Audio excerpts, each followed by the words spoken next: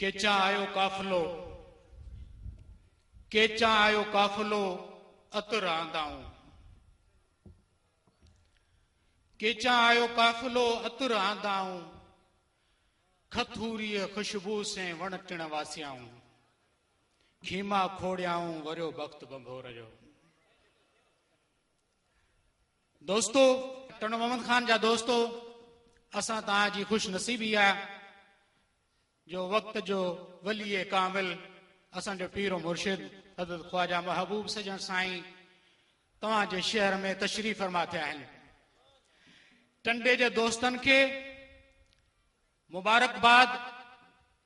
उहे मुबारकबाद जा मुस्तहिक आहिनि।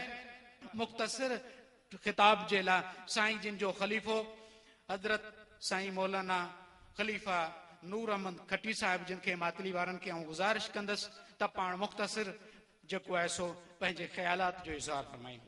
मदीने के गदा देखे जहां भर के इमाम अक्सर, बदल कहते तकदीर मोहम्मद के गुलाम अक्सर। गुलामी में नाकाम आती है न शमशीरे न तदबीरे, कौन अंदाजा कर सकता है उनके जोर बाजू का। गैरो जो के यकीन पैदा तो कट जाती है जंजीरें, निगाहे मर्द मोमिन से बदल जाती है तकदीरें। सबका पेरी आऊं अल्लाह ताला जो शुक्र तो अदा करिया जो पंहिंजे प्यारे महबूब हुजूर अकरम नूरे बजस सदके असां फ़कीरनि खे अल्लाह ताला अल्लाह जो दीदार नसीब अता फरमायो। पंहिंजे मुर्शिद मुरबी जो बेहद शुक्र गुज़ार आहियां। पंहिंजे ज़ाती तंज़ीमी तबलीगी सरगर्म हूंदे बि असां फ़कीरनि खे पंहिंजे दीदार सां नवाज़ियो आहे। उनखां बाद में आऊं मीडिया वारनि जो साफ़ी नज़रात जो भी बेहद शुक्र गुज़ार आहियां। ऐं इंतज़ाम में बिलख़ुसूस ज़िला नाज़िम मीर इनायतुल्ला खान जो ऐं तहलके नाज़िम मीर गुलामुल्ला साहब जो ऐं DPO अब्दुल सलाम शेख साहब जो बेहद शुक्र गुज़ार आहियां जिन असांखे ॿिनि ॾींहंनि जी दीन में परमेश्वर अता फरमाई। उनखां बाद में आऊं सभिनी दोस्तनि फ़कीरनि जो शुक्र गुज़ार आहियां जेके असांजे सॾ ते आया, असांजे मुर्शिद मुरबी दीदार करण आया। आख़िर में हिकिड़ी हदीस अर्ज़ करे पंहिंजी तकरीर ख़त्म कंदसि। सही बुखारी सही मुस्लिम शरीफ़ हदीस आहे।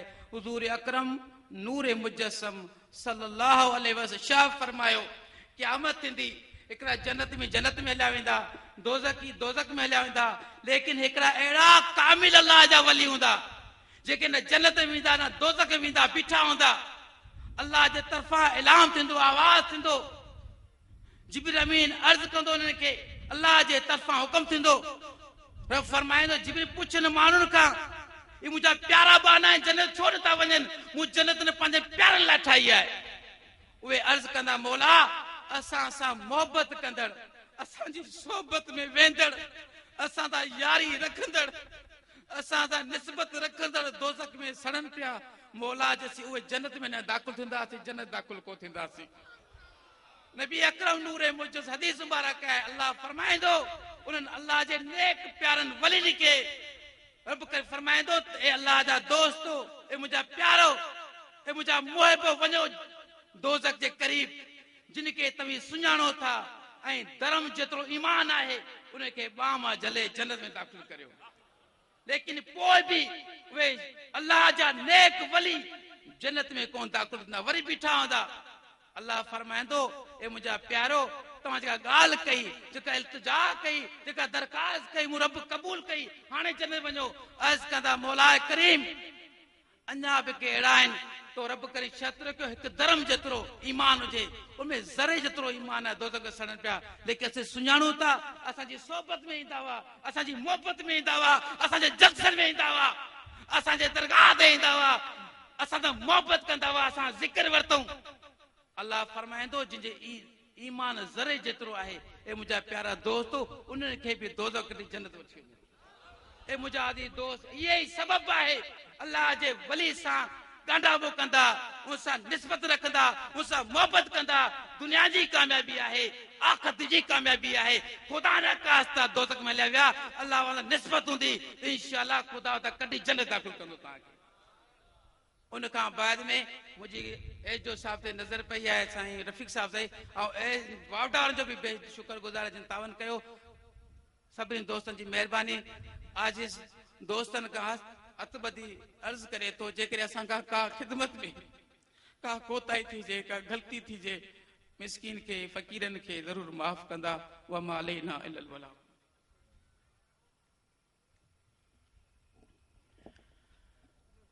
बड़ी बरकत है उस घर में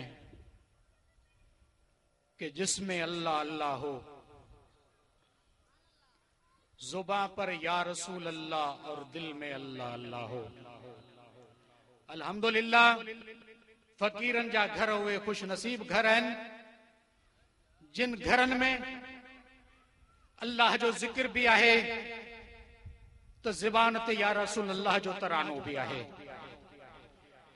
मुझा दोस्तों आऊं खिताब जे ला अर्ज कंदुस असांजे मातली जे ही दोस्त साईं जिन के प्यारे खलीफे साईं मोहतरम डॉक्टर मुनव्वर हुसैन भुरगड़ी साहब जिन के पाण अचन पंहिंजे खिताब सां असांखे मुस्तफ़ीज़ फरमाइन।